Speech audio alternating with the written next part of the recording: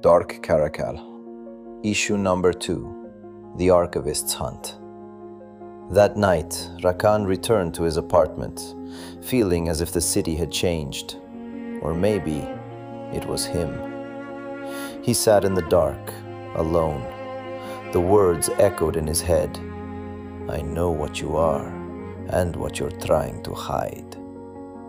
Who was the archivist? How did he know more than he should? Sleep never came, and the city outside felt like it was watching him. At sunrise, Rakan turned on the television, barely awake. Chaos filled the screen. Riots across multiple districts. Police and civilians blaming each other. But something felt wrong. Too precise, too synchronized. In one video, he noticed a man in the crowd raising his hand. And suddenly, the movement shifted, as if the city had received a command. Rakan leaned forward. This isn't anger, he whispered. This is control. And somewhere in the silence of the room, a voice echoed. I know what you are. Night fell. Rakan stepped into it, wearing the Dark Caracal mask. Blue lines pulsed beneath the city's dying streetlights. The streets were wrong, screaming, running, cars fleeing. But something deeper moved beneath it all. Something was driving it. Not chaos. A system. From above, he saw them. 4 men, still, calm, watching. Then one raised his hand, and the city shifted. They weren't part of the chaos. They were conducting it. Rakan moved through shadows, across rooftops, until a narrow alley.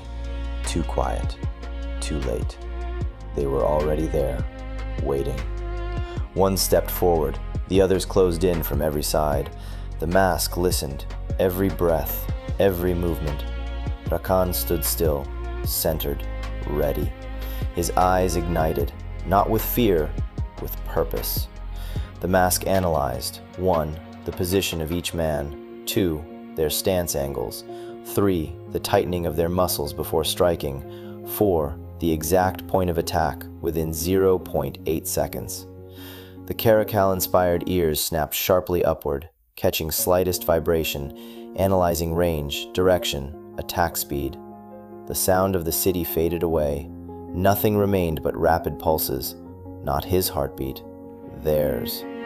Then the upgrade triggered. A transparent blue overlay flashed across his vision. A tactical grid formed inside the mask, and for the first time, he noticed something new.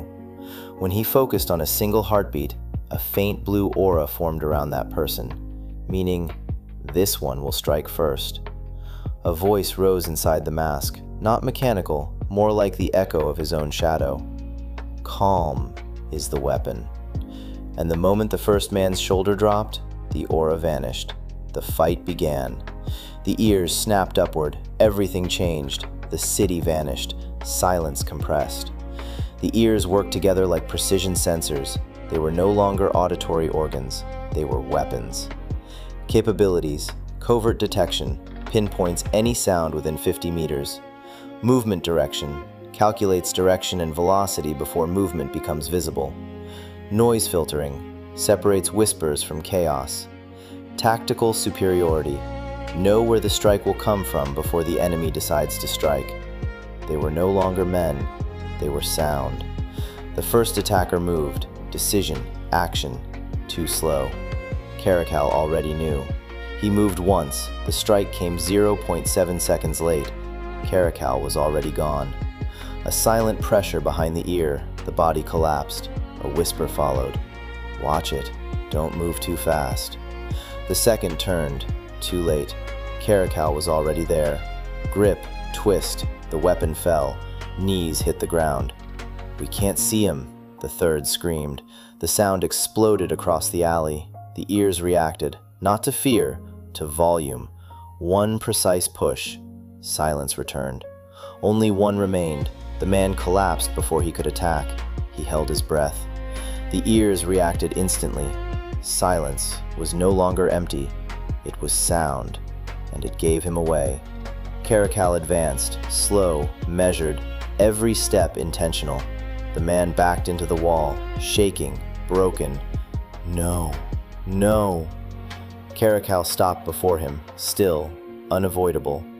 I heard you, even when you tried to disappear. The man trembled. We don't know him. We only follow orders.